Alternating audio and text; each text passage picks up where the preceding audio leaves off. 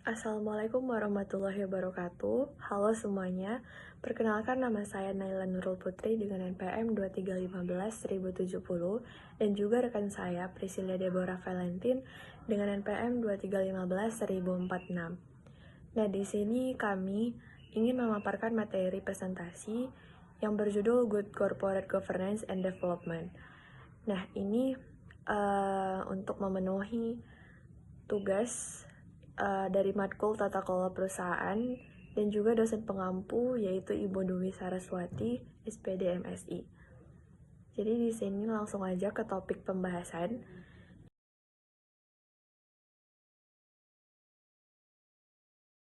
Jadi di sini kami akan membahas tentang manajemen atau pengelolaan sumber daya manusia. Terus ada prinsip GCG dalam manajemen sumber daya manusia. Terus ada sinergi pekerja dan manajemen perusahaan. Yang terakhir ada relevant articles discussion. Baik, di sini saya akan melanjutkan materi dari kelompok kami yaitu manajemen atau pengelolaan sumber daya manusia. Manajemen sumber daya manusia atau yang sering disingkat dengan MSDM itu adalah proses perencanaan, pengorganisasian, pengarahan, dan pengendalian sumber daya manusia di dalam suatu organisasi atau perusahaan untuk bisa mencapai tujuan secara efisien dan efektif. Manajemen sumber daya manusia atau MSDM itu bertujuan untuk mengoptimalkan potensi dari kontribusi setiap karyawan yang ada gitu.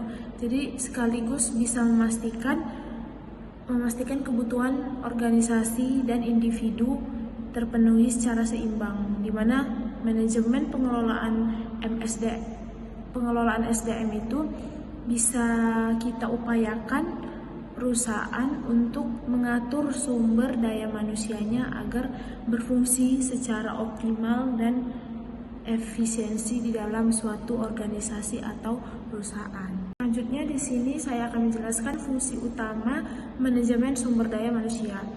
Yang pertama itu ada perencanaan sumber daya manusia, yang kedua ada perekrutan dan seleksi, yang ketiga itu ada pengembangan dan pelatihan, yang ketiga ada penilaian kinerja, yang keempat ada pemberian kompensasi atau penghargaan, yang kelima itu ada pengelolaan hubungan ketenaga kerjaan, dan yang terakhir itu ada pemeliharaan dan kesejahteraan bagi karyawan. Baik, selanjutnya di sini kita masuk ke pembahasan yang kedua, yaitu prinsip GCG dalam manajemen sumber daya manusia. Nah, di sini dalam manajemen sumber daya manusia terdapat 5 prinsip utama GCG yang diterapkan dalam manajemen SDM, yaitu yang pertama, transparansi atau transparency, yaitu memastikan keterbukaan dalam proses rekrutmen, penilaian, dan promosi. Yang kedua ada akuntabilitas atau accountability, yaitu menuntut setiap kebijakan SDM dapat dipertanggungjawabkan secara etis dan hukum.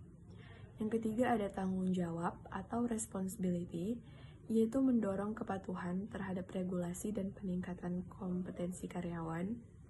Yang keempat ada kemandirian atau independensi, yaitu untuk menjamin pengambilan keputusan SDM bebas dari investasi dan konflik kepentingan. Yang terakhir ada keadilan dan kesetaraan atau fairness dan equality, yaitu untuk memastikan seluruh karyawan diperlakukan dengan adil tanpa diskriminasi, serta diberi kesempatan berkembang secara setara. Selanjutnya topik pembahasan yang ketiga, yaitu ada sinergi pekerja dan manajemen perusahaan. Nah, di sini sinergi antara pekerja dan manajemen adalah kolaborasi yang harmonis dan saling mendukung antara kedua pihak untuk mencapai tujuan bersama perusahaan secara efektif dan produktif. Nah, di sini hubungan yang baik ini sangat penting untuk menciptakan lingkungan kerja yang sehat, meningkatkan produktivitas, dan menjaga kelangsungan operasional perusahaan. Nah, di sini pentingnya sinergi pekerja dan manajemen, yaitu sinergi yang terjalin dengan baik memungkinkan komunikasi terbuka, keterlibatan karyawan, dan kerjasama yang efektif dalam menyelesaikan masalah dan mengamati keputusan. atau mengambil keputusan. Terus hubungan yang harmonis antara manajemen dan serikat pekerja atau karyawan dapat mencegah konflik, pemutusan hubungan kerja, dan meningkatkan stabilitas perusahaan. Nah, terus ada kolaborasi yang efektif, peningkatan kinerja perusahaan dan menciptakan lingkungan kerja yang mendukung produktivitas tinggi. Oke, di sini ada contoh studi kasus yang bisa kami buat, yaitu dari studi kasus analisis pelaksanaan GCG di PDAM 2 Saudara Kota Bitung. Di sini ada profil perusahaannya, yaitu PDAM 2 Saudara Kota Bitung, di mana perusahaan daerah air minum atau PDAM 2 Saudara ini merupakan badan usaha milik daerah atau BUMD di Kota Bitung, Sulawesi Utara. Perusahaan ini tuh bisa bertugas untuk menyediakan layanan air bersih bagi masyarakat dan instansi di wilayah Bitung. PDAM 2 Saudara ini juga memiliki peran yang strategis untuk mendukung pembangunan setiap daerah, khususnya di dalam sekitar sektor infrastruktur dasar dan kesehatan masyarakat. Yang kedua itu ada penerapan Good Corporate Governance atau GCG, di mana di dalam transparansi itu PDAM mulai membuka informasi publik melalui laporan keuangan dan kegiatan perusahaan secara berkala, tetapi dia itu transparansinya itu belum optimal di seluruh unit kerja. Dan yang di bagian kedua itu ada akuntabilitas. Perusahaan telah menyusun struktur organisasi dan sistem pelaporan kerja, namun pelaksanaannya itu masih bisa dikatakan belum konsisten dan belum ditopang oleh sistem evaluasi yang kuat. Penerapan GCG itu kan ada yang ketiga, ada responsibilitas, yaitu di mana PDAM itu bisa mematuhi setiap peraturan pemerintah terkait tentang pelayanan si air bersih, tetapi bisa dibilang masih terkendala dalam pemeliharaan infrastruktur dan pengelolaan aset secara profesional.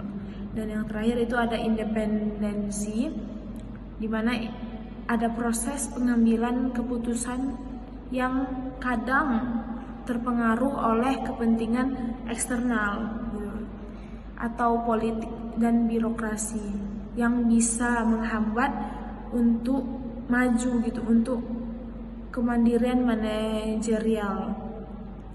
Dan ada kewajaran dan kesetaraan.